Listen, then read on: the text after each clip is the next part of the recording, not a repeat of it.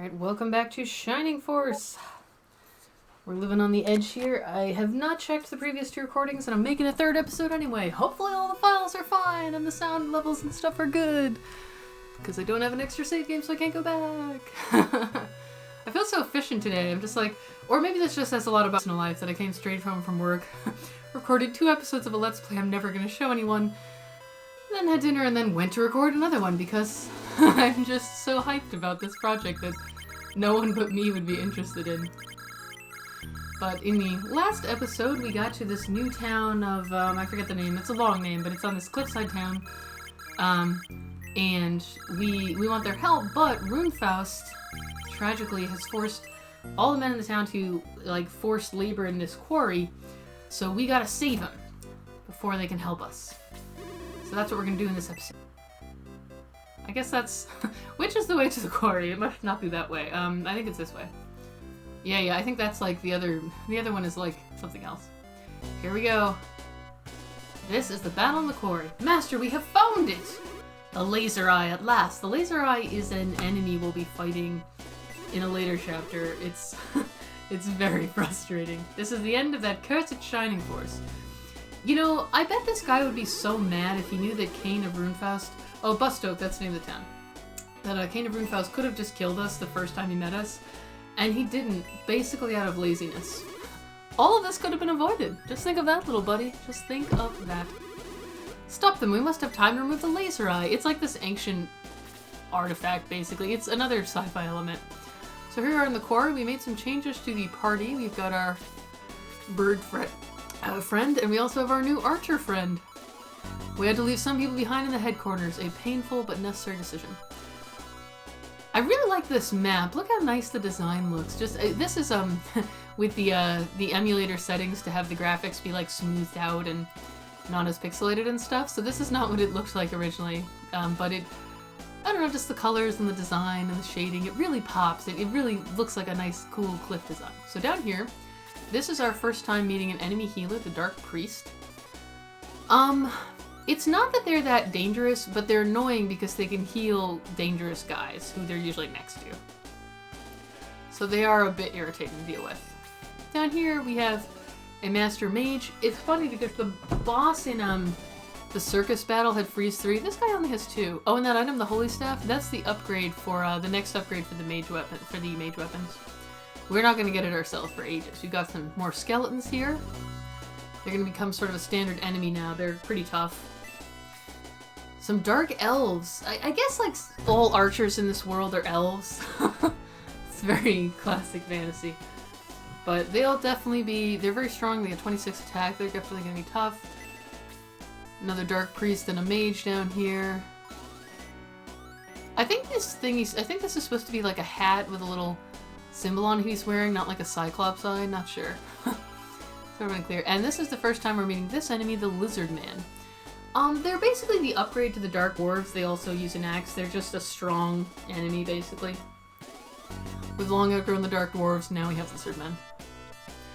And I guess the flow of this battle, the Lizard Man is basically the boss, so I guess we'll just go down, around. It's pretty straightforward. Doesn't this map just look... I think it's because this green is a little darker, because the grass here is a little darker than what we've been seeing on the field maps. And I really like the color. I think it's slightly less bright and has a little variation, you know, to show the strands of the grass. It just makes it really pop. It's visually pleasing. It really feels like we're, you know, on a grassy cliffside here. I like the design of the mountain tiles too. I think this game looks great, you guys. That's the thing. It holds up well even now. Like, it looks dated. You know, it's old. But it still has a lot of charm. You know, it just has a lot of... that's what I think anyway. Talk about this oh right, now he has the power spear, so he can just always attack at range. I don't have to swap between weapons. I know I already talked about this in a previous episode, like my thoughts on sprite graphics, but you guys, the graphics are really good. You know, it's not a modern game, obviously, but I honestly, I really like colorful graphics too. You know, kind of, I'm not as into the like games that are like they're gritty and realistic, so everything is brown and gray. You know, it's sort of. I also like my vision is not great, so if there's not reasonably high contrast on screen, oh, very good, May. I can sometimes have trouble finding like stuff in games if the contrast is low and the colors are a little muted. So I really like bright, highly saturated colors in games, both because I think it makes them look really appealing and fun. And just, I feel like it gives them more, like, emotional impact, like, I don't know, you get more engaged and sort of, like, you're paying more attention. They look more realistic, too, I would say. Like, when you go outside in real life, there's lots of colorful things, right? You know, so... But, they also, I find they also help gameplay because, for me at least, when there's a little higher contrast, it makes it much easier for me to see which parts of the game are things I'm supposed to interact with and which bits are the background, as opposed to all of it kind of fading into one muddy blob. Not that that's as much of a problem with strategy RPGs, obviously, but for games in general, that can be an issue.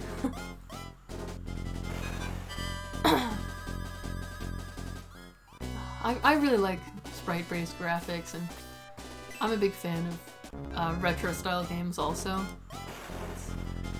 They look really nice. Oh, nice, level 8. Got a little more attack. That's good. She really... Oh, she got 4 defense. She's so tanky. She's unbelievably tanky. But I'd like her to get a little more attack, so I'm happy with the 1 attack. She has 20 defense right now. She's ridiculous. She is the tank to end all tanks. Ken still has 7 defense. So I guess she's like the tank knight, but she doesn't have as much attack, and he's like the really strong attacker, but he's a little more fragile. So they kind of balance out. I'll just have her attack because I'd kind of rather save this kill for one of our new guys. But I figure she may as well do something, and then no need to have her just stand there. New guys, please get a turn. That would be helpful.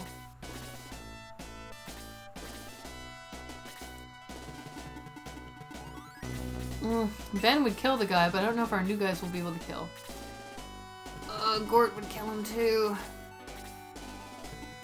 He's not going to be able to kill because Balborough was only doing 1 damage before. Unfortunately, we don't have the sword upgrade yet. We already had the middle sword before.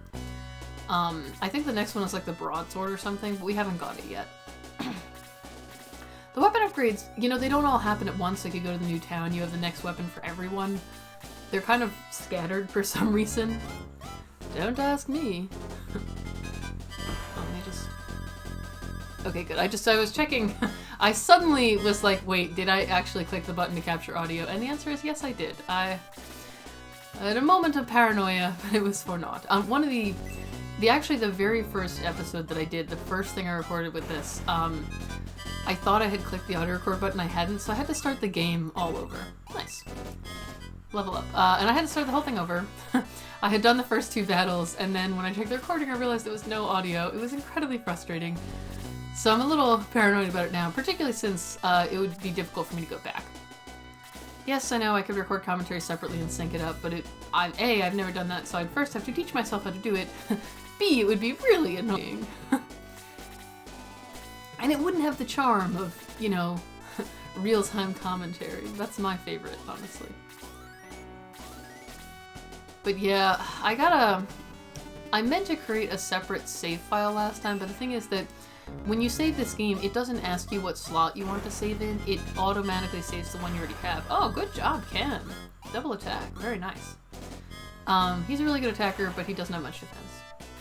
You obviously can make copies of the main screen, but I will have to remember to do that at the start of the next recording, because that way, if a recording does, like, break, my thought is that I'll, like, keep a copy. I guess I should just make a copy after every session and only delete copies when I've checked the recording and confirmed that everything worked, so that way I can go back if I need to.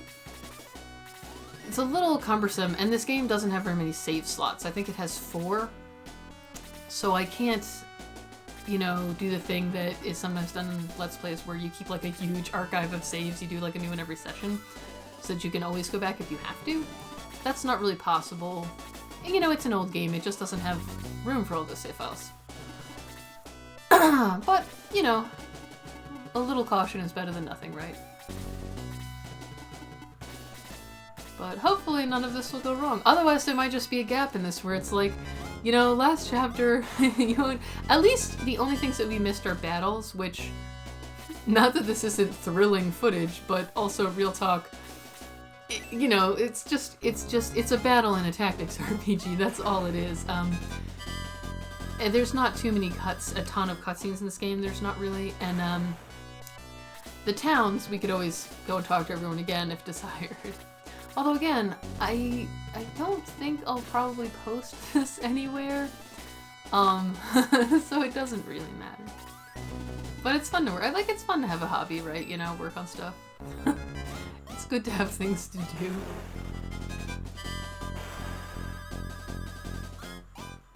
Man, we've been getting a lot of double attacks with the knights lately. Is this like a property of the power spear or what? Because there's just been so many. I'm not complaining, they're great, but I didn't expect it. I'm hoping to get... It's tough to get this guy levels because he gets really good, but he's not very strong right now. And this map, I don't know, the design of this map, because of the way the cliffs kind of wind around, I find it's a little hard to save kills for like a specific person. Because you kind of have to just go when you get the chance. You know, you can fall behind. Oh, well, that's... Sorry about this, friend.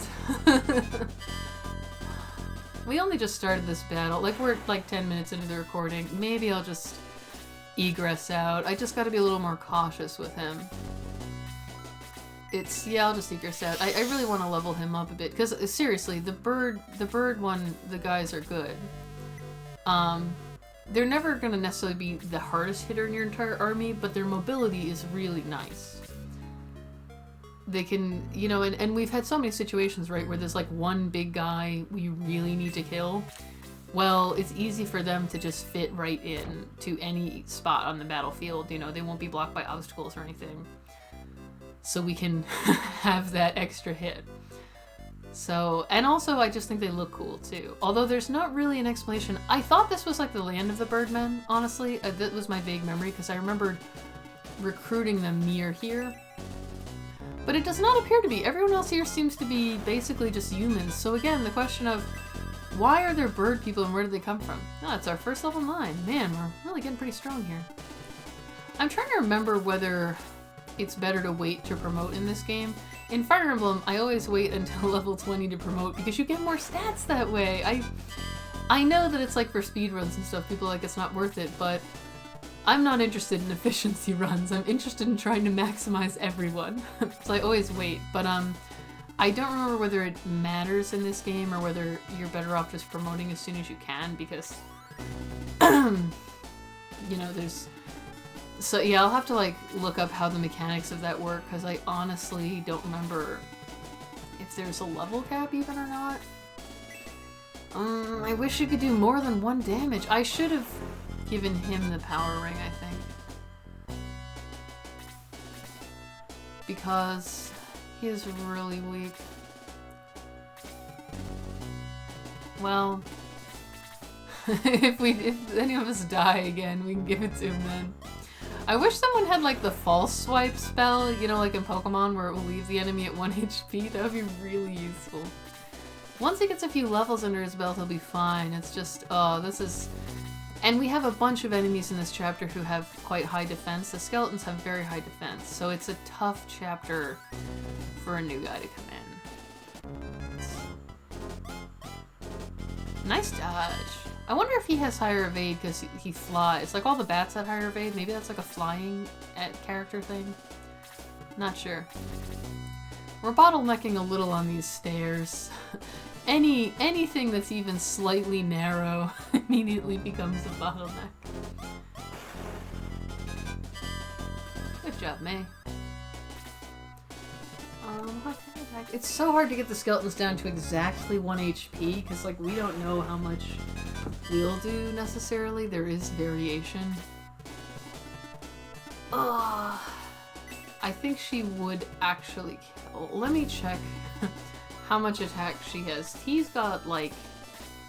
Oops, I keep forgetting to press Y here, yeah. He has 18. She has 21. Okay, yeah, so she would in fact kill him. She will do a bit more. She will do more than 2 damage. The healer is currently stronger than Balbaroy.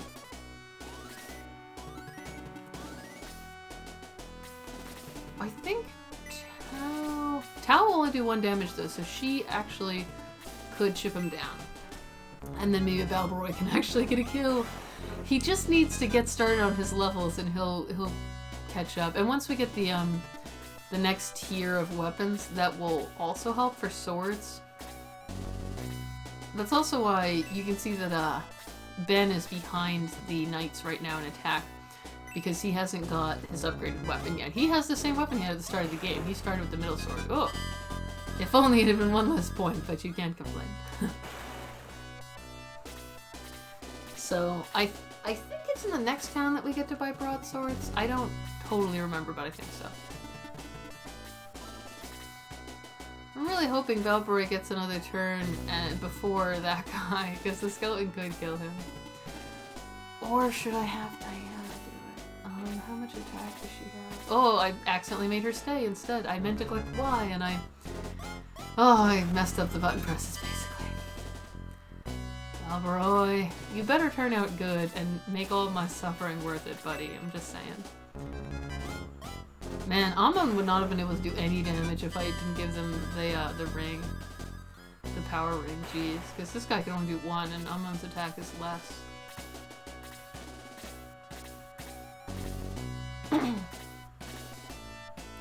There's also a bird person in sort of Asia. Claude, I think his name is. Or maybe Clyde, I don't remember. But I always use him in my party too, he's really cool. You only get 1. But like, he's so useful in all sorts of battles. You get him like just before this battle where there's lots of bottomless pits everywhere on the map that you can't walk through. And he can go through over them obviously, so he's super useful. But it's easy to get him too far ahead of the group also, because he can pass through terrain they cannot. But yeah, he's a great character, I like him a lot.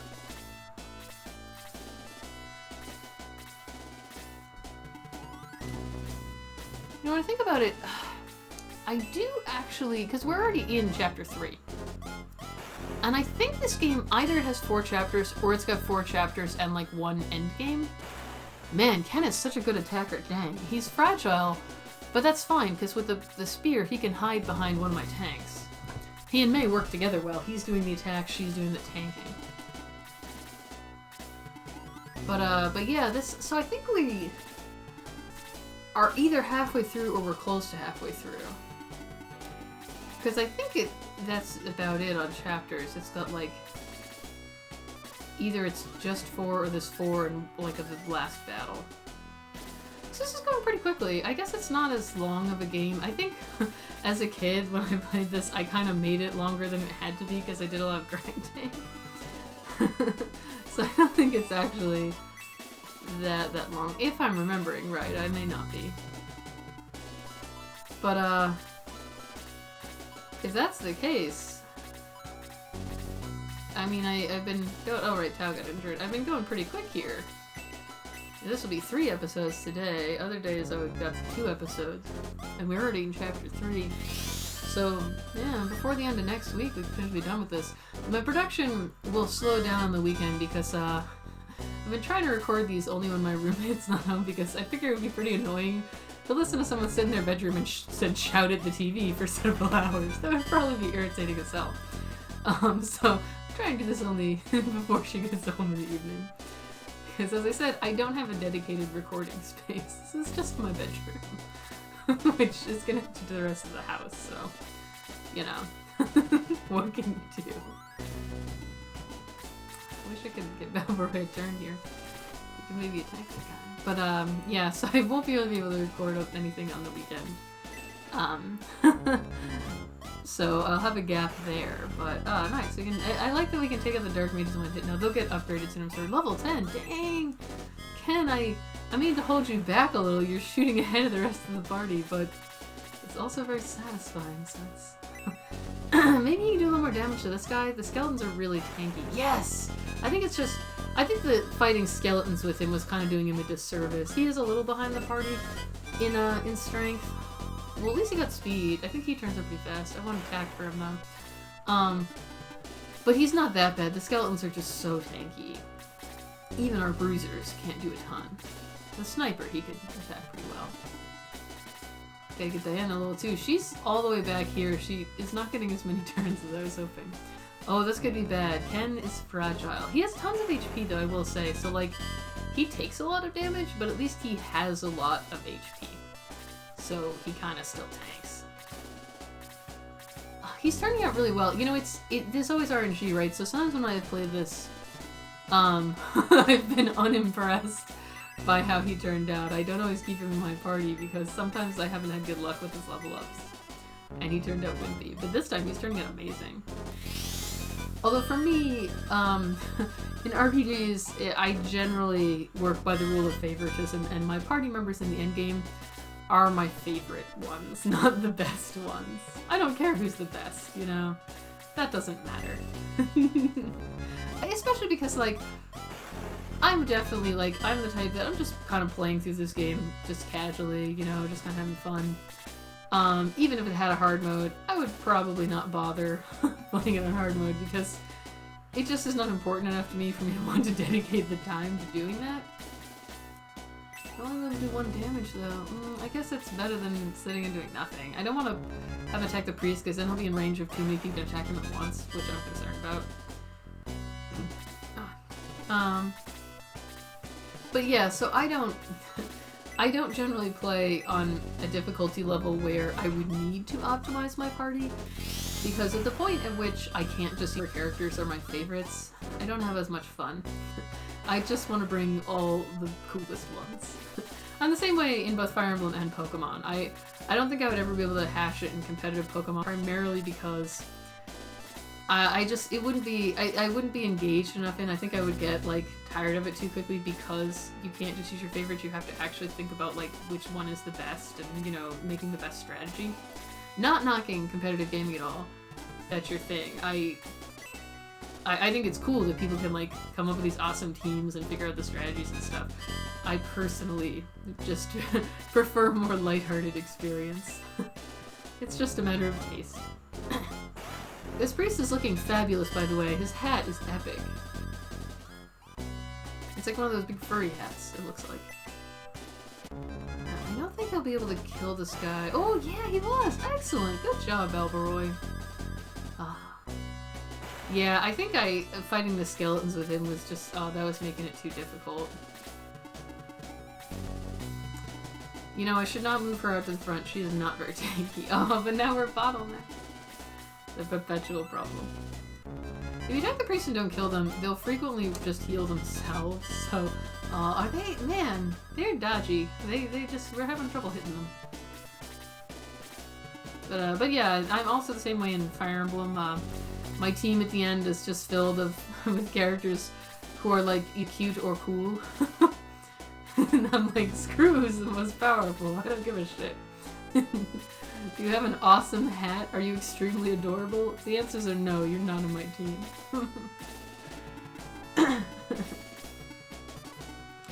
It's just how I roll. I will say, this game, I generally don't have that much trouble picking an endgame party in Fire Emblem because I would say, A, you get to bring a lot more characters each battle. There's a couple battles in most of those games where, like, you have a restricted deploy, like you get 10 people, but there's also lots where you'll get, like, 15. Ooh, this could get bad. Oh, ooh, I did not realize he could hit that hard. Oh, sorry about that, Henri. Oh, that hurt. I didn't realize he would do that. I know she's a little fragile, but I did not, you know, he's a cleric. I didn't realize he was going to do that much. Very nice. A nicer. Oh, she got more attack. That's the one thing she's lacking in, so that's actually really good. Like, on everything else, you know, she has plenty of defense. She was just falling behind in attack, so that will help a lot. Oh, that priest is so much more than I thought. I underestimated him because he was a cleric. Hard to get over. Again, we're hitting the bottleneck thing where we're sort of all piling up on top of each other and it's hard to do a lot about that. He can't really go anywhere. I guess I'll just have her chip this guy so one of our other party— oh, whoa, I forgot that I did not expect, but I'm happy she's at level 9. No MP! Oh, Tao, MP is... If you get nothing but MP, I'll be happy. I'm happy. The defense is good, you know, it'll keep you alive better, the speed is good, but MP is the one thing that you cannot compromise on with mages. You have to get MP. Ah.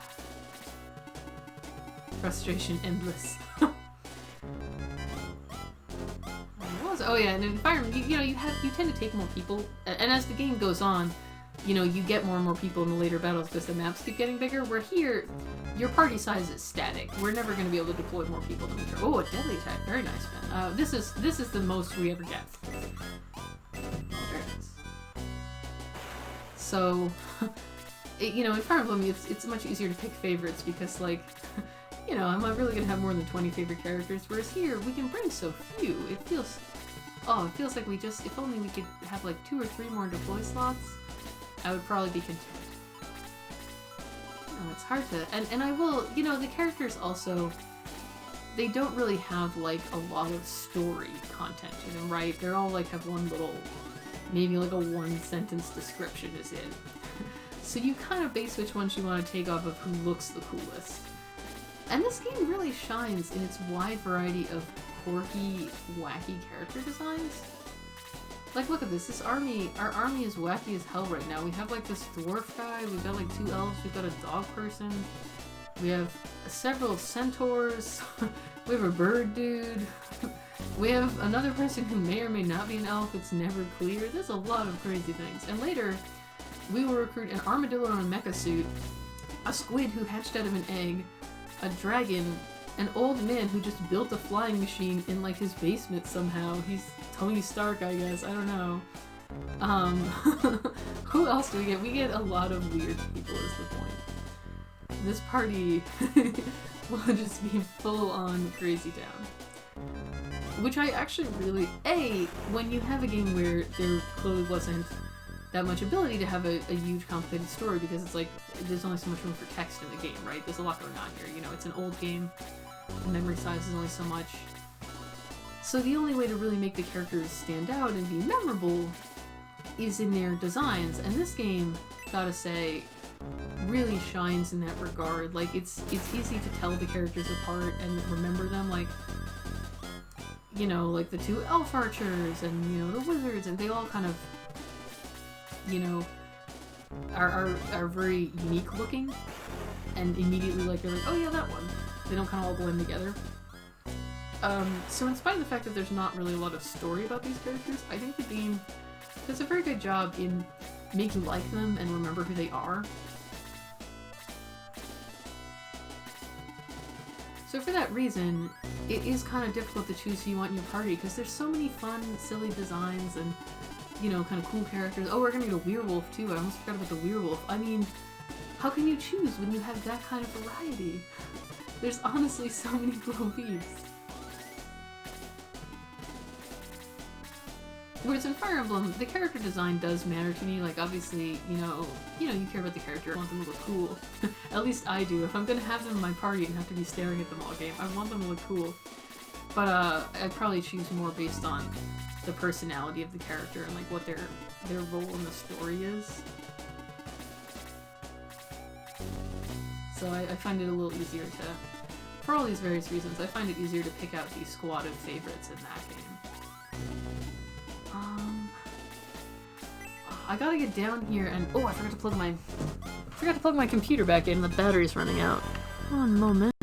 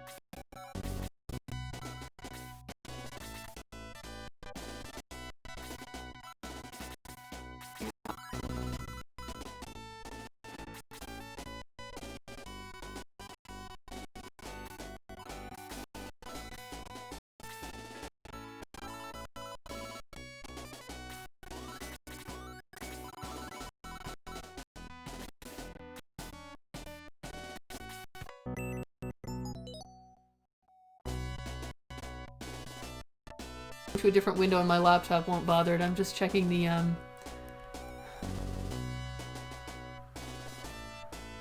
checking the... Oh, it's in that wall. It's in the one wall that I forgot about, apparently. The Sugoi Mizugi! If you're wondering, hopefully going to a different window. I was checking the page on the internet where I looked up how to get this stuff. I didn't remember off the top of my head. And this game has... Generally, you don't find stuff by randomly searching the walls. It's not that kind of game where there's a bunch of hidden shit. So there's really no reason you'd do this. So if you're wondering what this is, it is a bikini that Tao can wear. So, like I said, it's a little weird. There also doesn't seem to be anything up here. It's a little weird.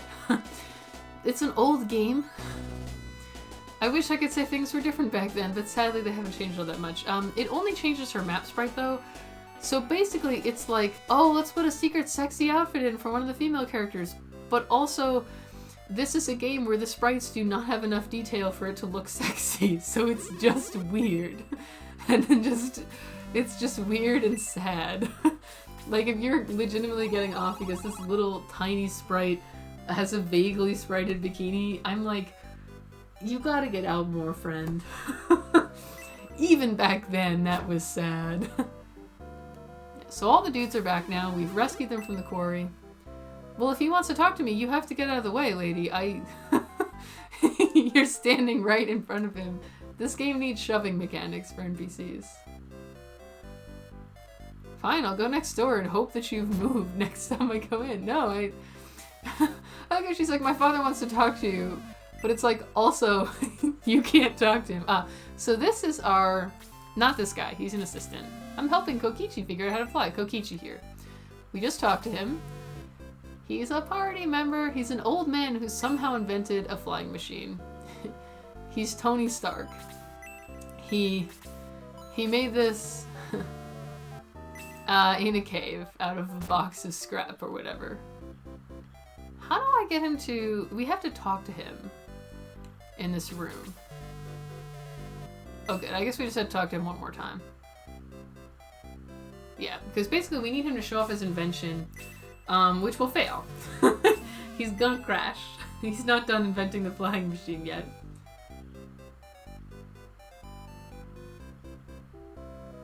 He'll be really strong when we actually get him, and we'll pick him up in the next town.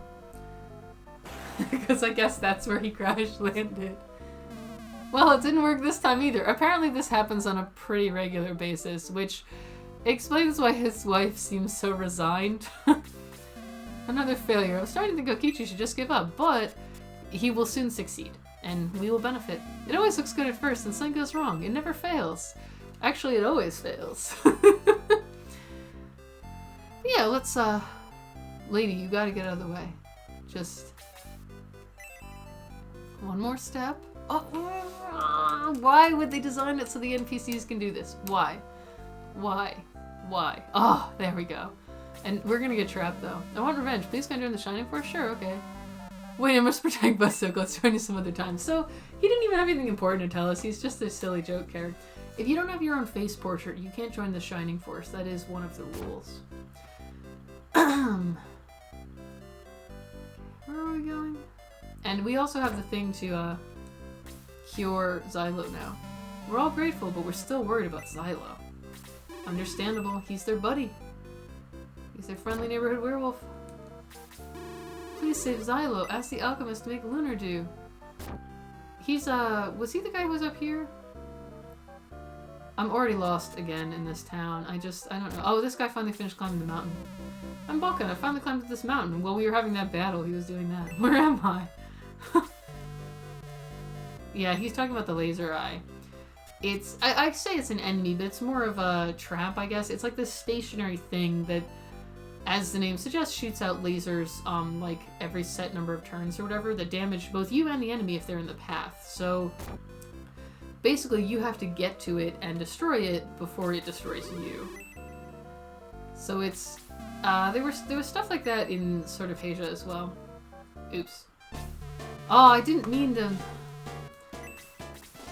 We are leaving. I'm not done in town. I didn't mean to leave the town. This is the next battle, which I'm not going to really say anything about yet because I was saving it for next episode. I thought that path went... I really wish it would at least tell you when you're exiting the town. Yeah, I want to go back to town. I wasn't done, friend. I wish it would tell you because this is a complicated mountain town. I get lost easily, and I thought that pointed somewhere else. To a different part of this area. Oh, I've already been in here. I'm still lost, guys. I have a hard time with directions is the thing. I just I can't find my way. This guy, in like the 5 minutes since we won that battle, he dug out this whole thing. He's like a master at Terraria. And we can finally read his bookcases. All's well now. Oh, we can't read these. I guess because they're half height. Like, they're not standard bookcases. That's a bummer. I wanted to see what wacky shit would be in them. Oh, here's the alchemist. Did you bring the moonstone? I did. I'll make lunar dew immediately. Or we could evolve our Clefairy. Pokemon refs. I bet this is a way to leave the town. Or does this go to the quarry? I don't know. I know I just came from there. But like I said, I get lost very easily, even in real life, in the place where I live, so yeah, it happens here too. Directions are just not my strong suit. I also have trouble telling people's faces apart. These two things apparently tend to go together because they both rely on the fusiform gyrus, a part of the brain specialized in viewing certain visual processing things. This is Zylo the werewolf. Now, apparently the curse that he's under is not being a werewolf. The curse is that he was like driven mad. He's normally... Oh, yeah, see, this is the picture of the bikini. You can see the icon is... really creepy. Really, really creepy. I picked it up solely... We just walked up to him and shoved it in his mouth. We didn't even give it to him to drink. We were like, swallow it. But yeah, he's still a werewolf. That wasn't the curse. He was just driven mad. He was always a werewolf. Again, no explanation for why he's a werewolf or, well, why he's an animal person. His official class is werewolf. He's an animal dude. No explanation whatsoever of where he came from or why this is the case. He's a werewolf warrior. He can fight better than anyone in the woods. He does have high movement in woods, basically. Similar to the elves. Is there a connection? I don't know. But yeah, I got the bikini item solely because it is a secret item in the game. I just wanted to show...